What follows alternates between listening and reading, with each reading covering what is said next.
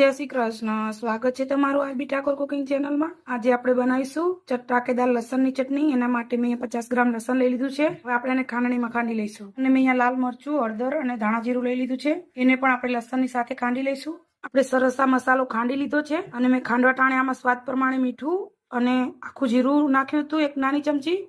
હવે આપણે આમાં પાણી નાખીશું. પાણી નાખીને સરસ આ મસાલાને આપણે પલાળી લઈશું. આ લસણની ચટણી ઝટપટ બની જાય છે અને ખાવામાં ખૂબ જ ટેસ્ટી લાગે છે, એકદમ ચટાકેદાર. આ રીતે બધો મસાલો આપણે પલાળી લેવાનો છે. આપણે આમાં સરસ પાણી નાખીને પલાળી લીધું છે. હવે આપણે આમાં તેલ નાખીશું. આમાં આપણે 3 પાવરા તેલ નાખવાનું છે. હવે આપણે ગેસ ઉપર આને સરસ કકડાવી લઈશું. જોઈ શકો છો આપણી લસણની ચટણી સરસ બની ગઈ છે અને આમ જોતા જ મોઢામાં પાણી આવી જાય એવી એકદમ ચટાકેદાર. તો ચાલો આપણે ગરમા ગરમ એને ઉતારી લઈએ અને ગરમા ગરમ રોટલી કે પરાઠા સાથે તમે ખાઈ શકો છો. અને આ 2 દિવસ સુધી આને કંઈ બગડતી પણ નથી અને તમે ફ્રીજમાં રાખો તો અઠવાડિયા સુધી એવી નહીં રહે છે અને ખાવાની મજા જ પડી જાય છે. જો તમને મારી આ રેસીપી ગમી હોય તો લાઈક, શેર અને સબસ્ક્રાઈબ કરવાનું ભૂલતા નહીં. જય શ્રી કૃષ્ણ.